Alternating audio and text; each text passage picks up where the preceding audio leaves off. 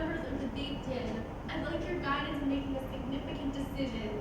My father, Leib, has suffered a heart attack and is sedated in a hospital connected to a respirator.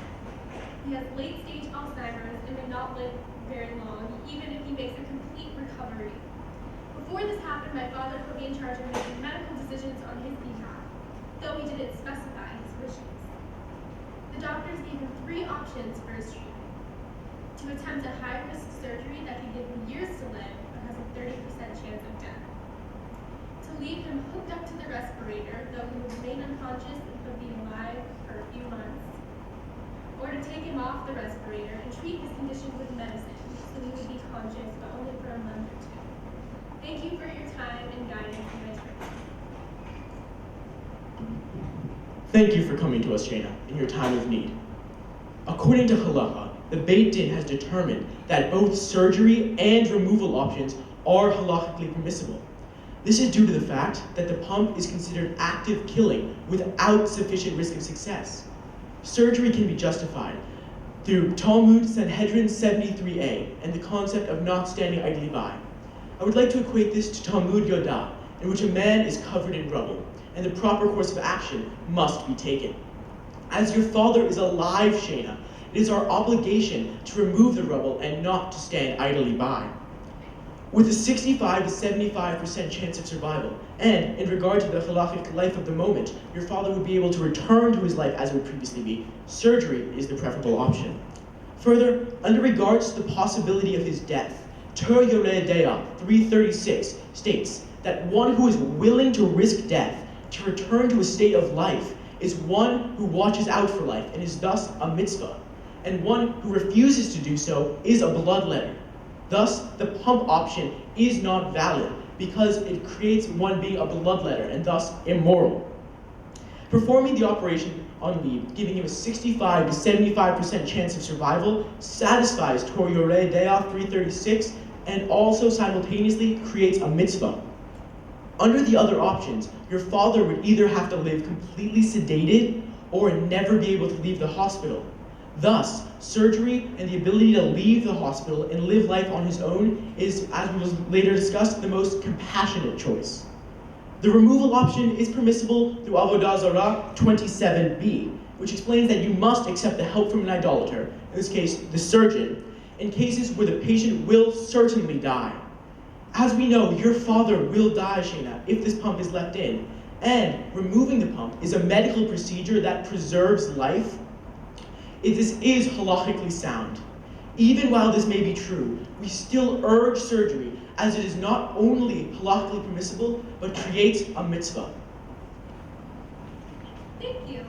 Which of these options are permitted by halacha? There is no one option you must choose. Both the surgical and the removable options are permissible by halacha, as Rabbi Ryan discussed. Each option has benefits and downfalls you must consider with respect to your personal circumstances. Attempting the surgery would risk your father's life. However, if there is a way to save your father, it should be attempted. We must examine both Leib's quality of life and the struggles you may face. Igrot Moshe explains that there is no responsibility to heal him, as with progressively worsening dementia, your father would suffer. In addition, are you certain you can continue to bear the burden of his care? The removal option leaves your father's condition to run its natural course. According to Tzitz Eliezer, not only is it permitted to not reconnect it to his body, but rather there is a prohibition to do so, since it is already clear that it will not bring him independent life, but rather will hold back the departure of the nefesh. And if they transgressed and connected him, there's an obligation to disconnect him. In terms of pain relief, Responsa Minchat Shlomo explains that it is permissible to hasten death if it is in the process of pain relief. Although it would be difficult, remember that it would relieve your father's suffering and allow his nefesh to leave peacefully. According to halacha, both the surgery and the removal of the pump are acceptable. Even as we urge surgery, it remains up to you to make the decision. So between A and C, is there one Jewish law requires I choose? This is still a really hard decision for me. Can you give me further guidance?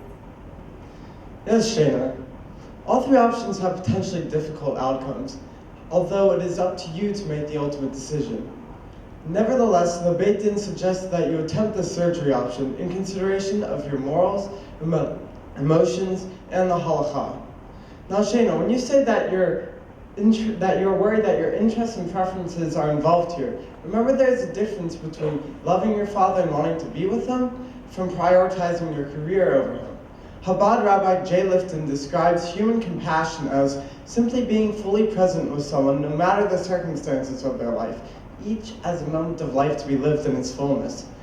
Now, you're certainly noble for caring for your father through such hard times, and you must agree that there's life to be lived for your father.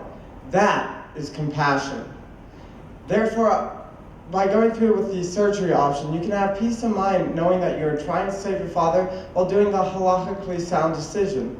If not surgery, the other options entail that your father will die, and said Rabbi Yochanan Avodah Zarah 27b, which is a possibility of life over certain death, for tough emotional decisions like yours. Now, when interpreting Jewish law, we often use morality as a guide. As examples, you can see Talmud Ketubot 33a and Sota, chapter 1, Mishnayot 4 through 6, and chapter 2, Mishnayot 1 through 3. We've already found our two halachically permissible options, and to choose between them, it is reasonable to use overarching moral principles to determine what choices we favor in our interpretation.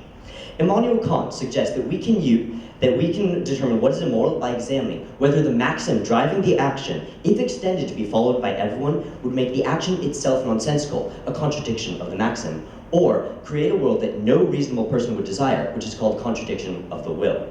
So the maxim of attempting surgery would clearly be to allow risk in attempting to save life. This maxim is obviously supported as a general rule, since this is the maxim medicine itself is based on. When we expand the maxim of allowing risk to save life, there is no contradiction in itself or to the will of the moral actor, since the only two states that can result are an extension of life, which cannot possibly contradict the act of trying to save life, or death, which is implicit in the maxim itself. Thus, the surgery option is morally permitted.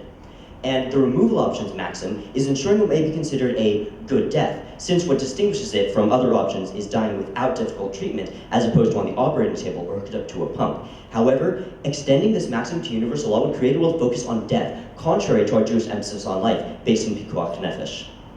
Therefore, this option would result in what Kant calls a contradiction of the will, and thus the only morally acceptable choice permitted by halacha is attempting surgery. And as an addendum, regarding the Nietzschean ethics position from our response, a clarification is required. We respect your regard for halacha, Shayna, as you're time? Is there a grace period? Okay.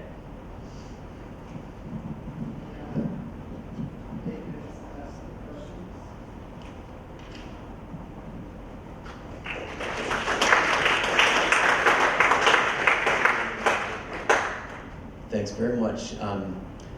The statement that halacha takes into account overarching moral principles that you did such a good job researching and applying to the case, given the idea that halacha generally also considers precedent to be really important, what is your halachic precedent for applying overarching, specifically not Jewish moral principles to either halacha or this case? So of course, in cases where halacha and certain other moral considerations, like there are moral systems that may be not in accordance with halacha, and of course here, in choosing halacha as our internal moral system, we would of course default to halacha. However, the point is here that we already have two halachically permissible options, and so we still have room to use other principles. And as for halachic precedent, what I mentioned with Talmud Ketubot 33a and the Sota Mishnayot in chapter 1, 4 through 6, and chapter 2, the Mishnayot 1 through 3, this was where the rabbis legislated away the possibility of, almost entirely legislated away the possibility of putting an adulteress to death by ensuring that there were so many things that had to be satisfied in order to put her to death that they essentially did away with the originally halachic punishment in order to comport with their own moral values of respect for life.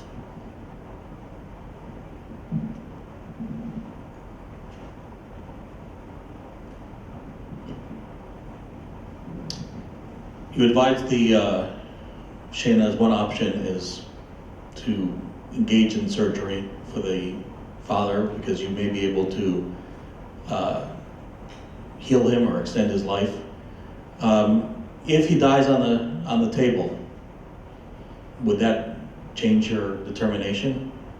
And would that be considered, what about the idea of a temporary extension of life, either through options B or C or something else?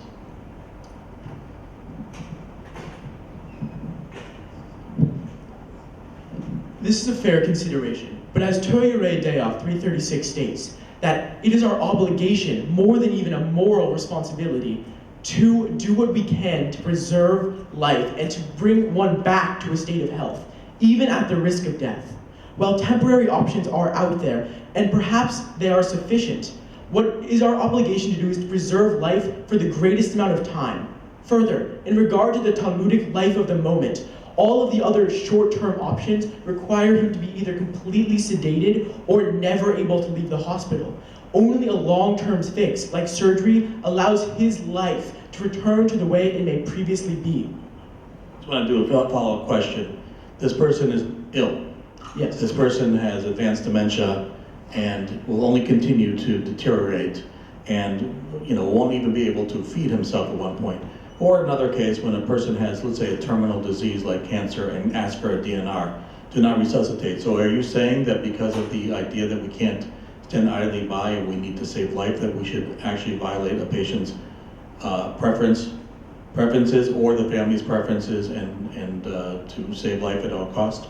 Well, like we've said, it is ultimately Shayna's choice. But as Leib has left Shayna in responsibility for this, and Shayna has come to us with these three options, it can only be secondarily assumed that Leib has accepted these options, or at least trusts Shayna enough to bring up all three of these options.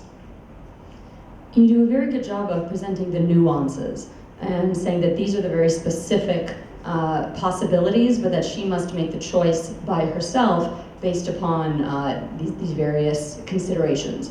But then you also bring in Kant's categorical imperative, which in many ways says the opposite. How do you reconcile all of these nuances with an overarching maxim?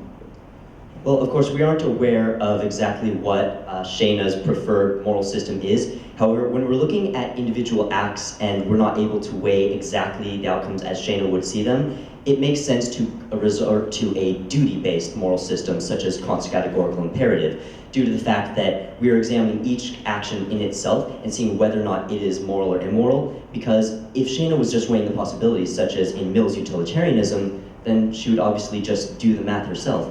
However, the Beit Din here is acting as a guiding moral voice, and so it makes sense to provide a deontological perspective that's more similar to Judaism's view. I see your point. However, I think it's just very interesting to note that when one has a maxim such as this, I don't think there is a moral or immoral. I think all of these can be considered moral, otherwise we wouldn't have sources that would support each perspective.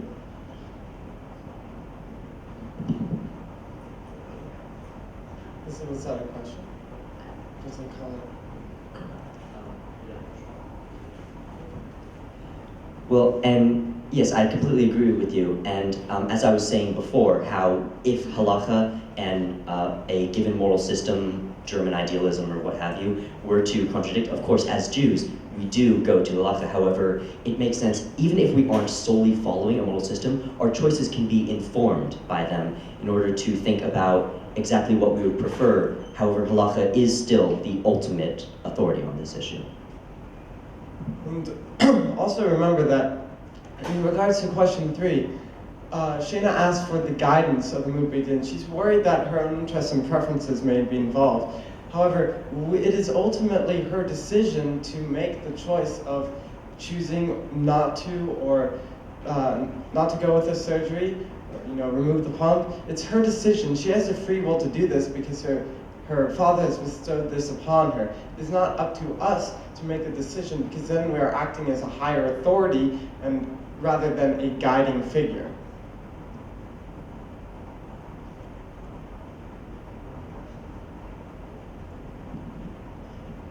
Can you nail down the real distinction between option B and option C, both of which really have a short-term life prognosis? What is really the moral difference between a week and a month?